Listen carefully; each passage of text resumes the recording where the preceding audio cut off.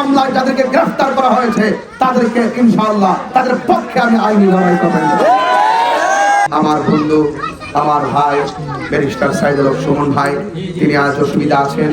আল্লাহ যদি আমাকে দয়া করেন, তিনি যদি নির্দোষ হন, ওনার জন্য যা করার আমি তাই করে আপনাদেরকে সারপ্রাইজ দিব ইনশাআল্লাহ। যিনি চা বাগানকে নিয়ে স্বপ্ন দেখেছেন, যিনি চা শ্রমিকদেরকে নিয়ে স্বপ্ন দেখেছেন, যিনি রাস্তাঘাট করার স্বপ্ন দেখেছেন, একজন মনের মতো প্রতিনিধি এসেছিলেন, যিনি এসে কর্তৃ দিয়ে গিয়েছিলেন এবং বলেছিলেন এই রাস্তাটা করেছে মুখের অসুবিধা।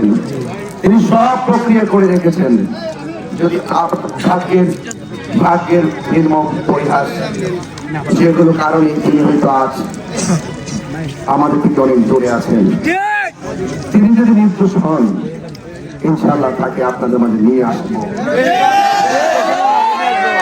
আপনাদেরকে বলে দিয়ে যাচ্ছি, আপনাদের ব্যারিস্টার সাহেব যেভাবে বলেছিলেন এই রাস্তাটা করে দেওয়ার কথা বলেছিলেন না, সব প্রসেস তিনি করে গিয়েছেন। আপনারা ওনার একটু অসুবিধা এখন, তিনি যদি নির্দোষ হন, আমি জেল থেকে বের করে আপনাদের মাঝে নিয়ে আসবো। আমি আবার সনাতন ধর্মী যারা আছেন, আমার অত্যন্ত যাদেরকে নিয়ে সহযোগী বাংলাদেশ গঠন করার স্বপ্ন দেখি, তাদের সকলকে আমি আদাব জানাচ্ছি। আমি জানি আমি আজ যেভাবে দাঁড়িয়েছি, ঠিক এভাবে অনেক এমপি মন্ত্রীরা বিগত দিনে এসে আপনাদের কাছে ভোট চেয়ে দাঁড়িয়েছে। বারবার তারা বড় বড় আশ্বাস দিয়েছে সেই রাস্তাটি করে দেওয়ার জন্য। আশ্বাস দেওয়া মানুষগুলোর কাছে আপনারা সবসময় বিশ্বাস হারিয়েছেন। একজন মনের মতো প্রতিনিধি এসেছিলেন, যিনি এসে কর্তৃ দিয়ে গিয়েছিলেন এবং বলেছিলেন এই রাস্তাটা করেছে মুখের অসুবিধা। তিনি সব প্রক্রিয়া করে রেখেছেন। যদি ভাগ্যের নির্মম পরিহাস, যেগুলো কারণে তিনি হয়তো আজ আমাদের থেকে অনেক দূরে আছেন। তিনি যদি নির্দোষ হন, ইনশাআল্লাহ তাকে আপনাদের মাঝে নিয়ে আসবো। আপনাদেরকে বলে দিয়ে যাচ্ছি, আপনাদের ব্যারিস্টার সাহেব যেভাবে বলেছিলেন এই রাস্তাটা করে দেওয়ার কথা বলেছিলেন না, সব প্রসেস তিনি করে গিয়েছেন। আপনারা ওনার একটু অসুবিধা এখন, তিনি যদি নির্দোষ হন, আমি জেল থেকে বের করে আপনাদের মাঝে নিয়ে আসবো। এবং কথা দিয়ে যাচ্ছি, এই রাস্তাটা চেয়েছেন, আমিও দেখে এসেছি। আমি একটা মানুষ, মানুষের কষ্ট আমার কষ্ট, মানুষের দুঃখ আমার দুঃখ, সবার অশান্তি আমার অশান্তি, সবার শান্তি আমার শান্তি। আমরা শান্তি চাই, আমরা নিরাপদ চাই, আমরা একটু সুন্দর সাবলীল ভাবে বেঁচে থাকতে চাই। আমরা জুলুম পছন্দ করি না, আমরা মারামারি কাটাকাটি চাই না। আমরা চাই আপনি আমি, এই দেশের সনাতন ধর্মী যারা তারাও মানুষ, এই দেশের চার শ্রমিক যারা তারাও মানুষ। তাদের কথা রাষ্ট্র ভাবতে হবে। রাষ্ট্র যদি না ভাবতে চাই, আপনাদের কণ্ঠ হয়ে আমি আপনাদের প্রতিনিধি হতে পারলে সংসদে চার শ্রমিকদেরকে পাওয়ার জন্য আমি রাষ্ট্রযন্ত্রকে বাধ্য করবো ইনশাআল্লাহ। আপনাকে আমার প্রতি বিশ্বাস আছে? আপনারা ইউটিউবে ফেসবুকে অনেক বক্তব্য দেখেন না? আমি কিন্তু দীর্ঘ 22 বছর ধরে আপনাদেরকে নিয়ে কাজ করে আসছি। বাট আমি অন্য একটি প্রফেশনে ছিলাম।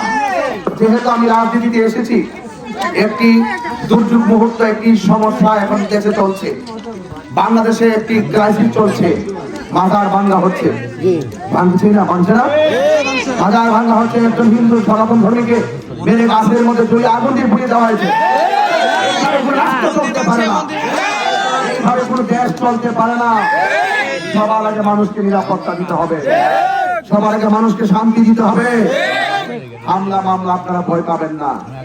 আমাকে আজ যেভাবে পেয়েছেন, আমি আপনাদের সুখে দুঃখে আপনাদের পাশে থাকবো।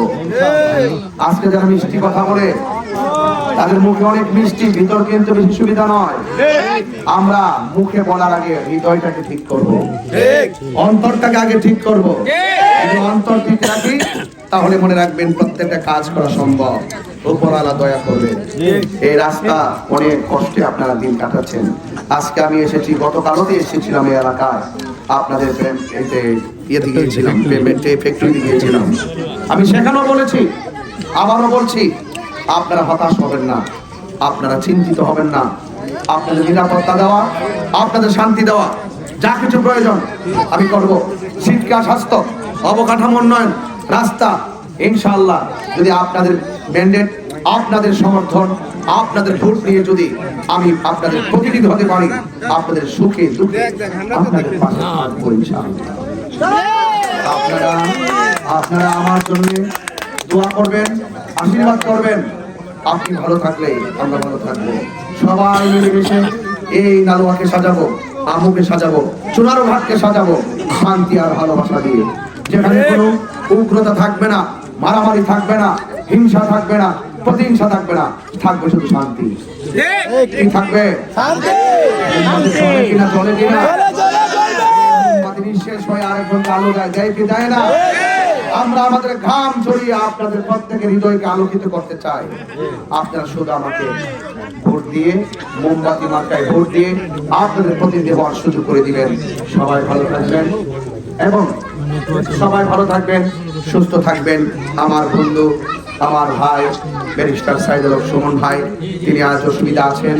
আল্লাহ যদি আমাকে দয়া করেন, তিনি যদি নির্দোষ হন, ওনার জন্য যা করার আমি তাই করে আপনাদেরকে সারপ্রাইজ দিব ইনশাআল্লাহ।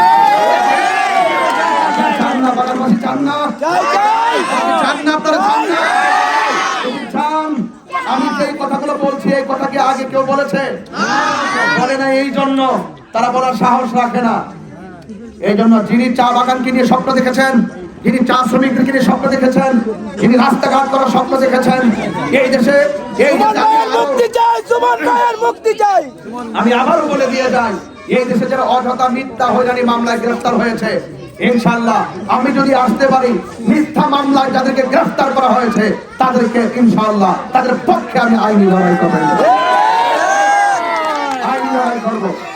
সবাই আমার জন্য দোয়া করবেন, আমাকে আশীর্বাদ করবেন এবং আপনাদের